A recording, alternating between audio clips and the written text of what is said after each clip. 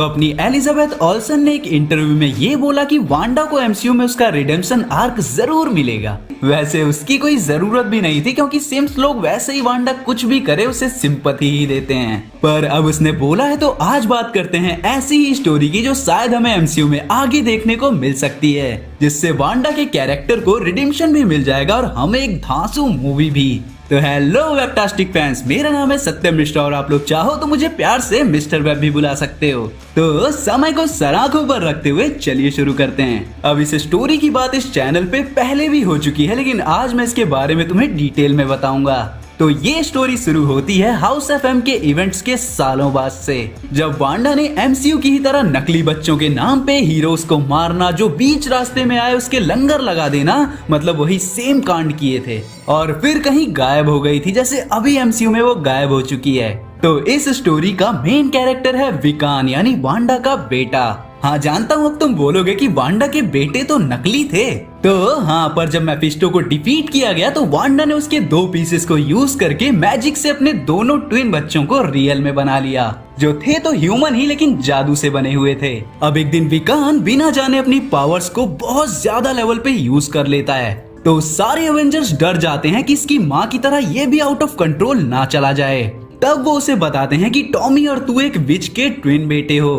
Tommy इस बात पे डाउट करता है, लेकिन विकान बोलता है कि मुझे अपनी माँ को ढूंढना होगा, पक्का किसी ने उनका माइंड कंट्रोल करके उनसे ये कांड करवाए होंगे।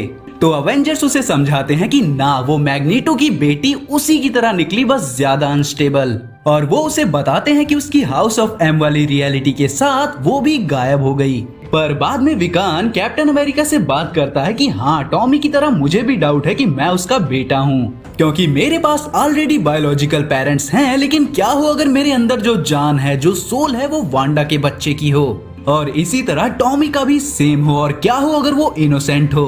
पर तभी यंग एवेंजर्स विकान को एवेंजर्स की कैच से बचा लेते हैं और वहाँ मैग्नीटो भी आ जाता है उनकी हेल्प करने, और अवेंजर्स उन्हें रोकने की कोशिश करते हैं, लेकिन विकान उन्हें उसी माउंटेन पे टेलीपोर्ट कर देता है जहाँ एमसीयू में वांडा का लास्ट सीन था।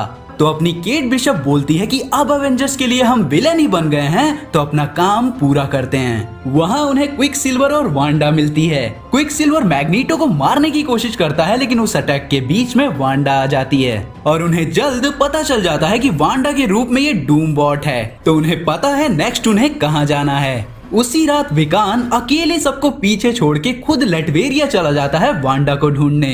विकान वांडा का रूप धारण कर लेता है और डूम बॉट से बोलता है कि मेरा रूम दिखा दो, मैं खो गई हूँ। वहाँ रूम में पहुँचते ही जैसे ही विकान अपने असली रूप में आता है, वांडा उसे नीचे गिरा के पूछती है कि वो कौन है। विकान बोलना चाहता है कि वो उसका बेटा है, लेकिन वो बस इतना ही बोल पाता है कि वो डॉक्टर डूम से उसे यहाँ बचाने आया है। विकान वांडा से बोलता है कि तुम्हारे डैड, भाई सब वेट कर रहे हैं, पर वो कंफ्यूज लगती है क्योंकि उसने अपनी याददाश्त खो दी थी। वांडा बोलती है कि ना, मैं यहाँ बिल्कुल सेफ हूँ और कुछ दिनों बाद मेरी शादी भी होने वाली है डॉक्टर डूम से। अब यहाँ डॉक्टर डूम और विकान लड़ने लगते हैं। डॉक्टर डूम बोलता है कि ये वांडा की खुद की इच्छा है। विकान बोलता है कि नहीं, ऐसा नहीं हो सकता, तुमने उनको वश में किया हुआ है। पर इससे पहले कि विकान वांडा को पूरा सच बताए उसके पास्ट का, उससे पहले ही डॉक्टर डूम उसे बेहोश कर देता है। पर तभी वंडरमैन भी वांडा का पता लगा लेता है और एवेंजर्स भी वहाँ पे आ जाते हैं। यंग एवेंजर्स भी मैग्नीटो और क्विक सिल्वर के साथ वहीं खड़े थे, मतलब डूम की शादी से पहले बिना बुलाए बाराती आ गए थे।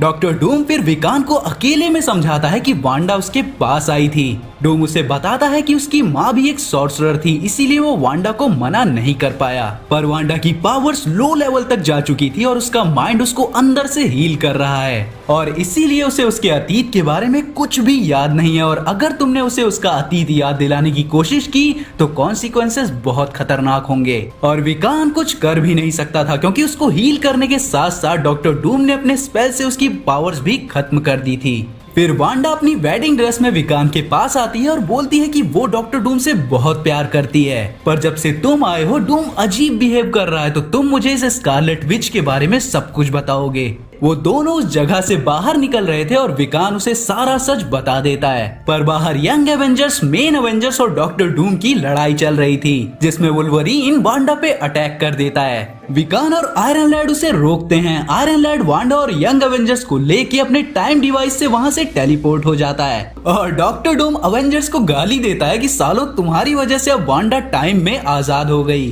अब अगर उसकी मेमोरीज वापस आई तो टाइम और इस दुनिया का भी भांग भटूरा हो जाएगा। और यही होता है, वांडा को सब कुछ याद आ जाता है। वो अपने मैजिक से वापस से केओस लाना स्टार्ट कर देती है अपने ट्रॉमा की वजह से। लेकिन इस बार विकान उसके पास जाके उसे समझाता है कि तेरे बेटे जिंदा हैं और वो भी रियल में। टॉमी अभी भी दुखी था, पर वांडा को उसके दोनों बेटे वापस मिल गए थे।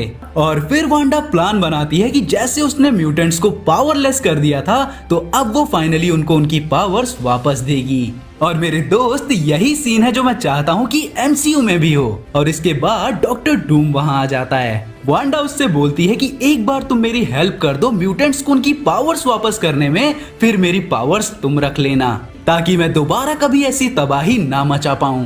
वहाँ डाउट्स थे, डर था, लेकिन विकान, डॉक्टर डूम और वांडा तीनों मिलके अपनी पावर्स यूज करते हैं वांडा के ये फाइनल रिडेम्पशन पूरा करने के लिए। पर जैसे ही वो ऑलमोस्ट स्पेल खत्म कर रहे होते हैं, पैट्रियट, जिसको डॉक्टर डूम पे भरोसा नहीं था, वो केट बिशप का बो एंड एरो लेके अटैक करता है। पर एरो डूम को नहीं, वांडा को जाकर लगता है। अब वांडा बोलती है कि मैंने स्पेल तो कंप्लीट किया नहीं, पर मेरे अंदर कोई लाइफ फोर्स नहीं बची, तो पावर्स गई कहाँ? तो साइड में डॉक्टर डूम गॉड की तरह अपना चेहरा दिखाते हुए उड़ रहा होता है और वो गॉड डूम बोलता है कि अब मैं वो कर सकता हूँ जो मैं हमेशा से चाहता था।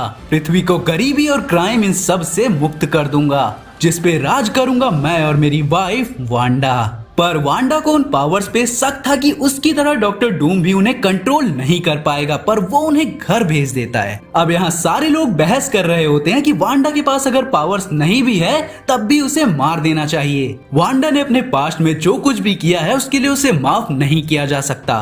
पर तभी डॉक्टर डूम वहाँ आ जाता है और वो बोलता है कि मैं मरे हुओं को जिंदा कर दूंगा, म्यूटेंट्स को पावर्स भी दे दूंगा, बस मेरा राज एक्सेप्ट कर लो। पर कोई भी उसका ये प्रपोजल एक्सेप्ट नहीं करता और सारे के सारे डॉक्टर डूम से लड़ने लग जाते हैं। और इस लड़ाई का अंत होता है जब विकान एक पोर्टल से डॉक्टर डूम को इतनी पावर्स दे देता है जितनी उसकी बॉडी झेल नहीं सकती और वो वापस से पुराना वाला नॉर्मल डॉक्टर डूम बन जाता है। तो यही चीज वो एमसीयू में भी कर सकते हैं और यही वो आखिरी तरीका है जिससे वांडा को माफ किया जा सकता है। डॉक्टर डूम को गॉड डूम बना दो और फिर वो कैंग को हरा के सीक्रेट वॉर स्टार्ट कर देगा। तो गाइज, ये था आज का वीडियो जहाँ पे मैंने आपको ये बताया कि डॉक्टर डूम और वांडा किस तरह से शादी करने वाले थे। होप सो आपको वीडियो अच्छा लगा हो। अगर अच्छा लगा तो वीडियो को लाइक कर देना, दोस्तों के साथ शेयर कर देना और मैं मिलता हूँ आपसे अगले वीडियो में। तब तक के लिए बी फैंटास्टिक।